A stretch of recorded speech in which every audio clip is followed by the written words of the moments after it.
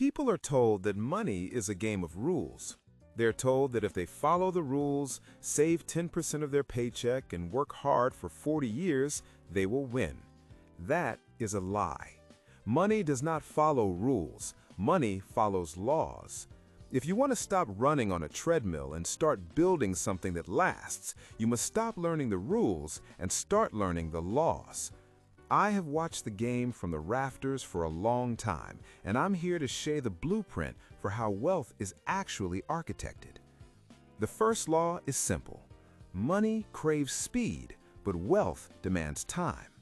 Imagine a merchant who buys and sells crates of silk every single day. He's fast, he moves quickly, and makes a small profit on every turn. He works hard, but at the end of the year, his pile of coins stays the same size.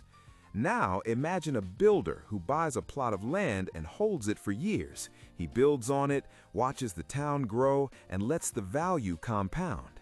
The merchant works on speed, the builder works on time. Let us look at the math.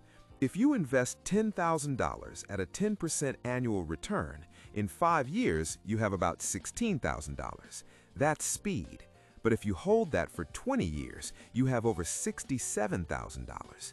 The return is the same, but the time multiplies the result. You need both to build an empire.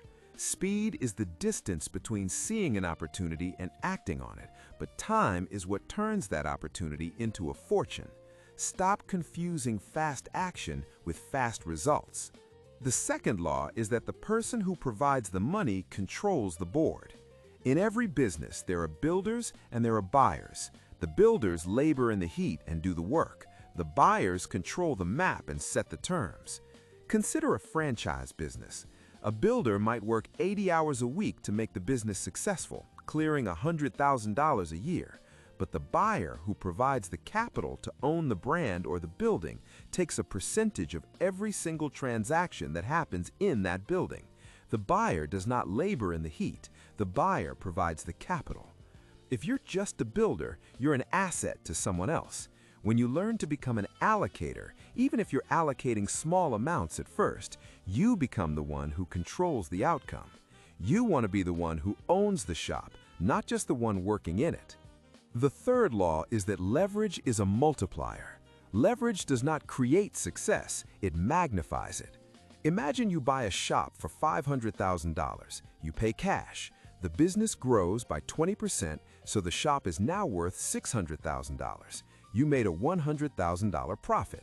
That's a 20% return on your $500,000 cash investment. That's good. But what if you put $100,000 down and finance the remaining $400,000? You have the same shop and it still grows by 20%. You still make $100,000 in profit, but now you only put $100,000 of your own money into the deal. That $100,000 profit on a $100,000 investment is a 100% return. The leverage magnified your result by 5 times. Use leverage wisely to multiply your results, but remember, it also magnifies your mistakes. If the shop had dropped in value, you would have lost your $100,000 much faster. The sixth law is that cash flow keeps you operational, but equity keeps you free. Cash flow is the water you drink today. It pays the rent, buys the groceries, and keeps the lights on. If you don't have cash flow, you're dead in the water. But cash flow doesn't scale infinitely. You can only work so many hours to earn that cash. Equity is the well you dig for the future. Equity is what you own that grows in value while you sleep. Think of a business that earns $50,000 a year in profit. If you own that business, that's your cash flow. But if you sell that business for $250,000, that's your equity. The $50,000 kept you alive for a year, but the $250,000 gives you the choice to do something else entirely. You need cash flow to survive, but you need equity to be free. The fifth law is that risk and reward are not equal. The amateurs play to not lose. The masters play to win big, provided they can't be wiped out. Imagine you have $100,000 and you decide to invest it in 10 different startup companies, putting $10,000 into each one. You know that statistically 8 of these will fail completely. You lose $80,000. One breaks even, so you get your $10,000 back. The last one, however, is a home run. It returns 40 times your money, giving you $400,000. You risked $100,000, you lost $80,000, you kept $10,000, and you made $400,000. You turned $100,000 into $410,000, even though you were wrong 80% of the time.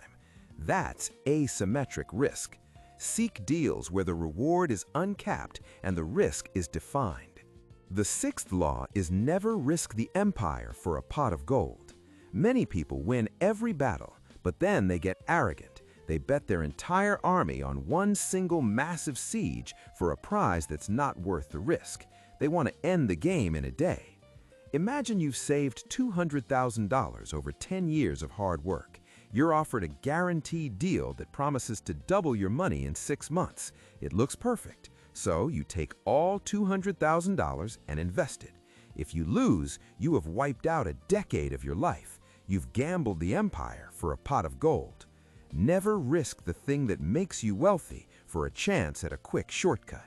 Size your bets so that if you're wrong, you're still here tomorrow. The goal is to survive long enough to win the game.